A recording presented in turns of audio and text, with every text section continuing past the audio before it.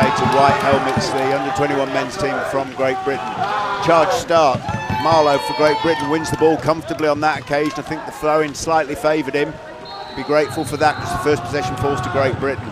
We'll name check all these players later in the game. I don't suspect there'll be time during the half, but at half time we only went to live broadcast as the game started. We should be able to name check the players before the game as you would normally expect. The first action there falls for GB, but a paddle foul on the boat foul on the goalkeeper switches possession. The Dutch get their first feel of the ball. I'm Curly Barker. I'll be taking you through this game and bringing you some details for those of you first time to canoe polo of the rules, but obviously the basic rule is ball and goal. So the Netherlands now on the first attack, their first attack of the game, having a look at the Great British goal. That's a foul and a first warning for number 5 for the Netherlands. That's Udink. He's going to have to watch his step now. That's very early to get that first official warning. So that's a paddle foul. Paddle brought too close to the hand or the body of an opponent. That is a foul. It's got to be outside arm's reach for safety's sake. Obviously it does happen occasionally. And the Dutch recycle the ball to Mondus. Von Laer, and they get a moment now. They've had that first frenzied attack you so often see in under-21s games, and they're settling into their game plan. Coach will be relieved that nothing's gone wrong, nothing's gone badly. Great Britain got nothing out of their attack, and we're going to settle down to a cage game. Again, I'm sure many of you know this, but canoe polo, 2 10-minute halves. There'll be a 3-minute interval at half-time. The Netherlands just patiently running down a little bit of time off the shot clock. We can just see it in the distance, 23 seconds. A 1-minute shot clock in canoe polo. Teams drilled very carefully to make the most of that. That's a reset from the referee. There's been a foul that's played on. Resets the clock and the shot gets away. That'll be the advantage that the Netherlands were hoping for, but they couldn't capitalise on it. Now Great Britain, their turn to break. Hammond, the keeper, bringing the ball up, passes it across through traffic to Searle, but it gets there. Long ball over the top. And that's the first hard shot of the game. That comes from Hammond, and that finishes. That's the 1-0 lead. 2.5 minutes gone. Flynn Hammond for Great Britain opens the scoring. So here we are in Deqing. A drizzly grey morning. Currently 9 o'clock local time. Temperatures expected to reach the mid-20s as the Netherlands try to reply. They mustn't panic here, obviously. These two teams quite closely ranked. But in a group with Italy, the top seeds in the group, and 3 progress. So these would be the favourite or the odds-on to go through as second and third in the group. So both want to just cement that by a win here. And certainly don't want to be losing this game. The Dutch will have a game plan. They'll have discussed every scenario. And here they are, they've settled into their groove, not panicking, very sensible. They'd like a quick reply, I'm sure. That shot away, that's Mondus, but that goes underneath. Be disappointed there, because that returns possession to Great Britain, and that's going to come away in the hands of Searle. Marlowe. Oh yes, feeling obviously very confident here, the Great Britain team. They've taken the lead, just running down the shot clock. We can just see it on the corner of the pitch, 40 seconds. Many teams will take just a few seconds to settle themselves after a period defending, and there's no exception here, but that's a nice piece of play. What can come from this? Drops inside towards Boyle. He comes under heavy traffic. He's forced to surrender the ball, showing his hand as if he feels he was fouled, nothing doing with the referees. And again, GB dropped to a defensive position. Great Britain and the Netherlands come forward. Again, just a little conflab on the halfway line about what play they're going to make or how they're going to start this up.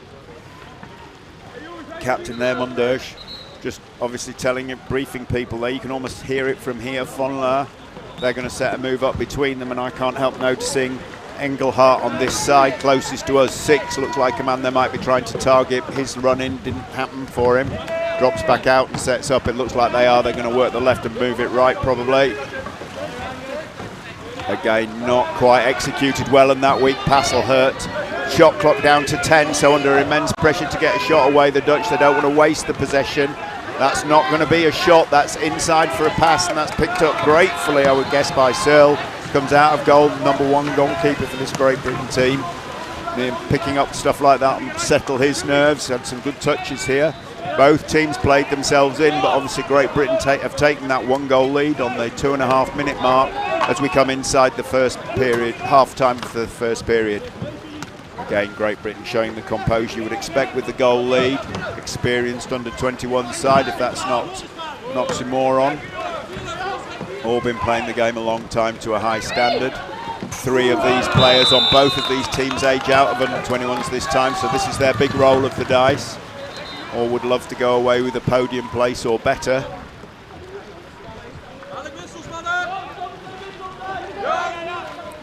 Again, some seesawing possession, quite typical. I wouldn't call it cagey. I don't think the under-21s are ever cagey at this stage. The nerves will have been building for a few weeks, and here they are. Halfway through this game, they'll be just settling into it, playing the game business as usual, doing the things they do well, hoping they can pull off a piece of magic. But that's a fine, fine shot for Berghout, but he's looking for more. It's definitely showing as a corner from both referees quite clearly. That's the far side to say the Italian referee, Giulio Abate, on the near side out of our shot, Marzena Anziak-Ginter from Poland. Again, 2 experienced referees you have to be to get the invite here. ICF brings referees from around the world to ensure consistency and hopefully to allow consistency to build at the championships and then be taken back to the continents. Some big shots in some of these teams now, under-21s, barely distinguishable from their senior counterparts. From our point of view as the independent crowd, we can often get slightly more fiery games out of the under-21s than the seniors. If this is a cagey start to the under-21s competition, we're going to see some fine polo from them over the week, I don't doubt that. Some of the best games we'll get will be on Saturday in the under-21s and later rounds. This, as I say, the very first game here in Deqing. Oh, definitely screaming for something there. No doubt about it, the Spondersh is looking for something. He's calling for more than just the foul he's getting. I think the referee's going to call that's a corner ball. I think that's all he's going to get. He was certainly hoping for a lot more there. That's not for you or I to judge. Theatrical, or was he badly tapped there? Hard to tell.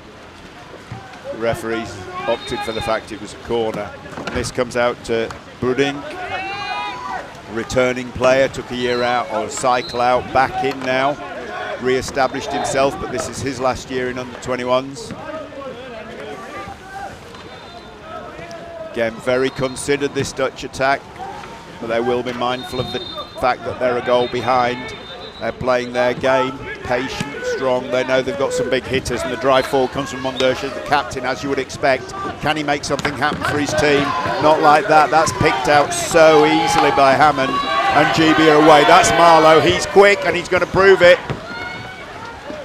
Oh, waited a bit long for my liking there, got the heart pumping in my chest, but Toby Marlowe puts it away, and Great Britain go into a 2-0-0 lead with 2 minutes left on the first half. That was a classic pass block down, fast breakaway. The man who's meant to be quick is quick, and he delivers a goal. Dutch will have to watch that, the pass inside from Mondersh, that'll hurt. Just a little bit too well read by the British defence. Now, will that change the Dutch tactics, or will they get to half-time? The coach will be hoping half-time they don't concede anything more, because at 2-0, still very much in this game, but another one would sting. Still sticking to the plan, but obviously a little bit more pace on these passes, but they can't afford another mistake. That was well recovered. In a lot of trouble there, Mondersh, for a moment, but recovered it himself. Got himself in and out of trouble, no problem. Again, some of the ball handling skills of these players, it is impossible to believe this is the junior category sometimes. Quite exceptional, the passing around, passed down from senior teams in the past. Dutch famed really for their ball control, and that's a shot out from a long way, but that's picked off down and comfortably, and this is going to hurt. Marlowe's away again, bread and butter for him, to be honest. Had his tryout for the seniors, here doing what he does so well for the under-21s team, and scores the 3rd goal. 1 minute remaining, and that dreaded 3-goal gap opens up as far as the Dutch are concerned. That looks like a mountain at half-time. Coaches Hoff and Musa will be planning how they're going to turn this around at half-time, and desperately hoping it doesn't get any worse in the remaining 45 seconds of the half. shot clock, the game clock now. The Dutch have got the possession all the way to the halfway line, and my advice to them will be do not concede another goal. Whatever else happens, you can't let that happen. Foul there. Great Britain will just commit a couple. There's been no warning, and that's a shot away. That was a very decent chance for Uding, but picked off very, very nicely by Searle in the GB goal. They're away again, 20 seconds. Do they look for more? Do they consolidate it? We will see. That's a big look up, and that's a pop shot. Optimistic from the captain Boyle, but it would have been sweet if it had gone in from his point of view, but just wide. Goal line throw being signalled. Just missed, but the 13 seconds left. Probably not enough time for the Dutch to get a shot away, but they will try. Brudink over on the far side, coming under pressure from Marlow. Rolls up, keeps possession of the ball, but he's, oh, that's harsh. Referee pings him for a 5-second foul. You're only allowed to have possession of the ball for 5 seconds. And the referee deciding there that Brudink had it for too long. Very difficult to make a pass away when you're upside down. But nonetheless, we go into half-time of the first game here on pitch 3 today. Great Britain lead the Netherlands 3-0 in the first round of the under-21 men's competition, this being Group C. We'll get a chance during the half-time break to name-check these teams. My apologies that we came in so late. We couldn't do it before the game. And we'll have a little recap of the half. But we have, for the second half, to our left will be the Great Britain team, and to our right will be the Netherlands team. If we get a pan shot from our friends, we name check people as we look at them. But as you would expect, the body languages of the coaches quite different. The Dutch very, very almost imperious over the teams, kneeling down now. They've got a message to deliver here. They know this is where they earn their salt if they can turn this game around. The British slightly more light-hearted, comfortable, passing the waters around. So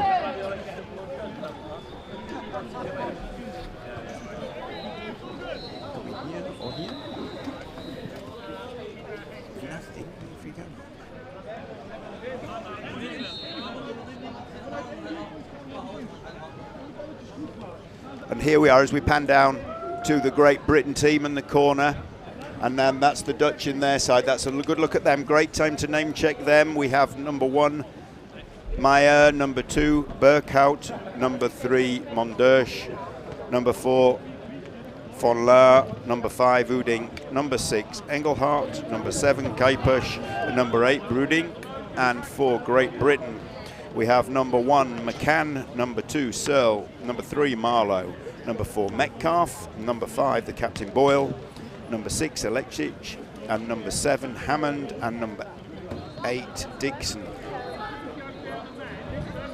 So there we can see Ginny Coyles, the GB team manager, multiple world champion herself, and the Dutch there lining up. Orange kayaks, orange buoyancy aids. They've got a vocal crowd here. We're a long way from home in Deqing, but they're here. Great Britain team. Spot the difference in the body languages as the referees line them up. We'll be getting the second half underway. So a recap for those you can see on the screen. Great Britain lead the Netherlands by 3-0. Let's see whose team talk pays off here as we go. Referee will throw the ball, aiming for the centre of the pitch. Referees advised to not throw the ball short, has become traditional over the years, but to try and make a longer throw than perhaps has happened recently, to ensure that the game starts in the centre of the area. One player from each picks makes the charge start. That is Marlow for Great Britain, and looks like it's going to be Berghout for the Netherlands. That's a good attempt, that's well in, pretty much in the middle, arriving at the same time. Berghout does much better this time and gets the possession for his team. He's pleased, look at that, fired up. That team talk's got him going, if no one else. That's the first big step for the Dutch, first possession. Look at that nod, did you see that little nod there from Uding? Yeah, we've got that, now we're in it. Couldn't have really afforded to lose that sprint and come under the cosh straight away, but now they're on the front foot. They have to make this pay. They must know that, but that pass is just tipped away, and that's a great breakout from Boyle. Captain puts it forwards. Can he hold it himself? Does he need to hold it himself? No, he's backed up by Marlow. Superb. That is going to hurt because they had that first possession, but once again Toby Marlow takes his hat-trick. Great Britain moving to a 4-0 lead. Now that's exactly what the Dutch didn't want to happen. They're going to have to regroup and reform, but that looks like a big lead now.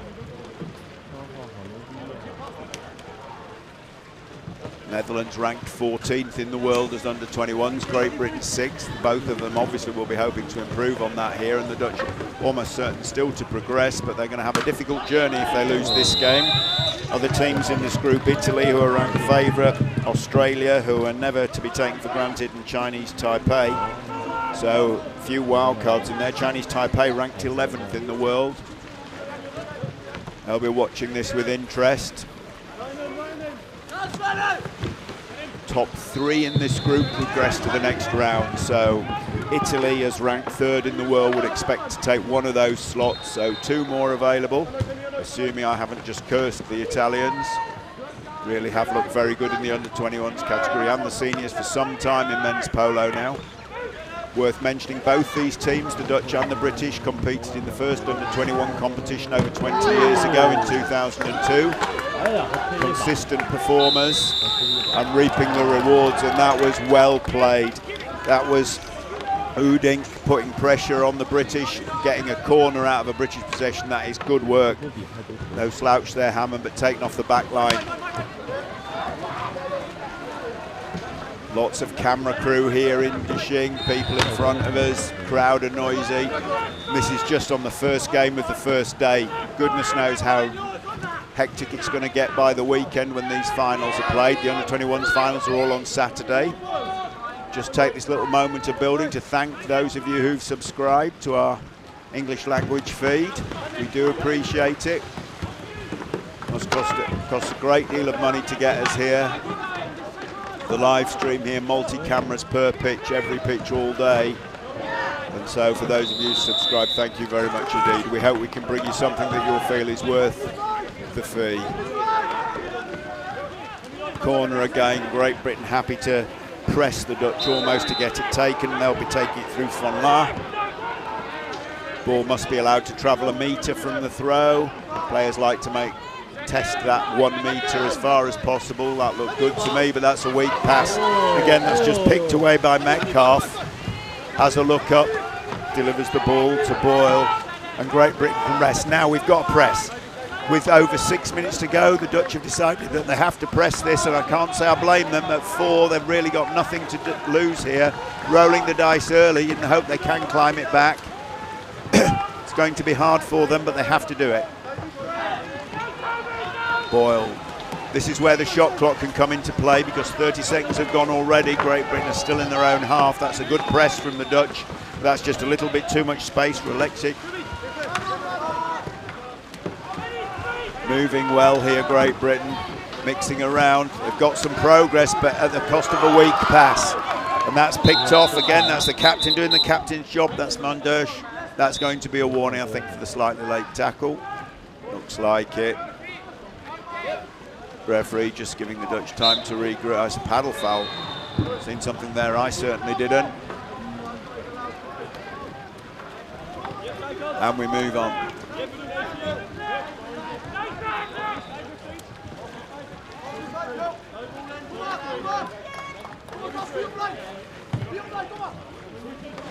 Again, the Dutch 5.5 minutes. Can they find something? I think anyone who knows anything about this sport in particular, if they don't score something now, they're going to start to run out of time as they come into the back end of their second half.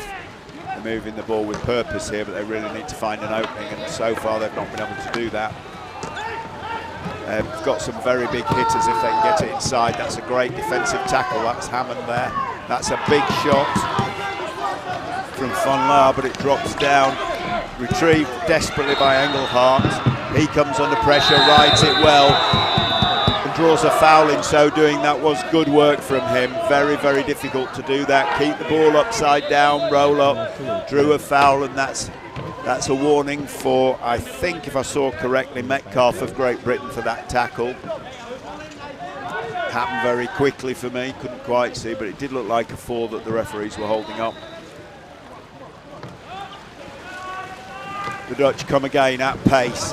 British defence holds him out towards the 6 metre line, but they found a way inside. Is there a finish here? Looking hard.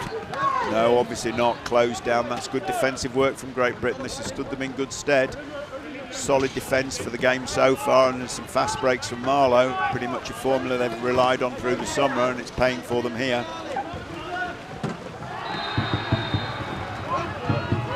Dutch making some good passes, accurate, short, tight inside, but it's not actually gaining them any real ground. They're still held on the outside as the shot clock comes down to 10 seconds. Looking for a shot, looking for a shot. Saved out, that is their shot, and it goes for a corner, but no goal. Coach for the British, Hammond, screaming at them for no fouls. Don't want a shot clock reset, because now with under 4 minutes to go, Great Britain really probably can see out the game from here, and that will all be that really matters. A win's a win in the first game. Group starts to look more favourable. Chances of qualifying through to the next round rocket. Pressure comes off you a little bit. That's good work. Great Britain pushing out, keeping the Dutch in their half. This is ambitious and aggressive. And they've got the Dutch coming forward now. Have they taken a risk? Will it pay for them? Oh, paddle foul conceded there by Hammond. And that is certainly his first official warning. Quite late in the game. I suspect he won't mind that too much. Great Britain win the ball, that's the key thing. Marlow at the back for once. Finds a long pass forwards. Really don't need anything here, but that's Searle having a go. Fired up, and a great block from Kuipers. Can that pass be recovered? No, it can't. That's going to be picked up by Engelhardt. Again, probably a little too late, even if they score now, but you have to do it. You have to keep pumping for this. There's always a chance. All the time you're there. That's Brudink, fires high. Shakes his own head. Sorry, not Brudink there, that was Mondesh.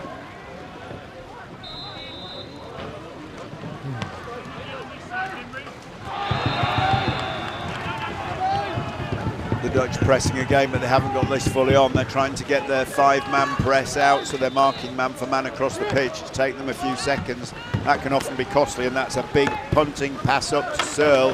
He's happy to hold that big unit and happy to hold the ball up. Delivers it to McCann.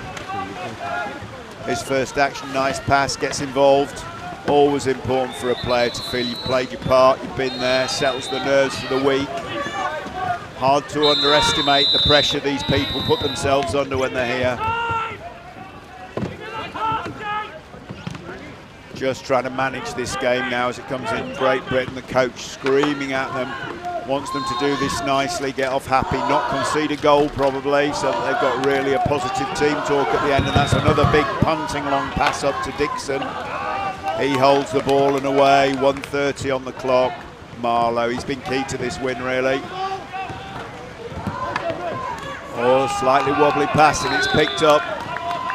Got to keep going, and they have kept going. Burkhout, whatever else, they haven't given up on this, they're still going for it.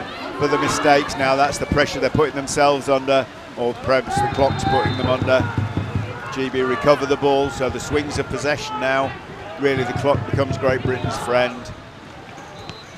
Working hard for each other. Coach will be pleased to see that. That's McCann. All his players been blooded, I think, in this game. Very important. Deqing takes a look up, finds Searle, solid, strong. Rides the tackle as if it's nothing. No idea how warm that water is, but it looks quite grey on this drizzly morning. Searle keeps looking, can't help himself. Fantastic discipline there. That drops this time for Boyle. Roll around from Deqing, this is very nice. So please, Coach Hammond, he's a hard man to please, but they played pretty well there. A little bit lucky there that the foul came, because I think they were in a tiny bit of trouble there. McCann came under pressure there, but managed to get his hand in the mix, drew a foul, and that settled the situation. We're approaching the last 10 seconds of this game. No matter what, Great Britain will win, but they'd like to finish it comfortably. The Dutch not giving up. They're marked man for man and they're tight, but it's just not going to be their day. And as we come to full time, in the first game in Group C between Great Britain and the Netherlands, first game at the World Championship 2024 in Deqing, we have a win by 4-0.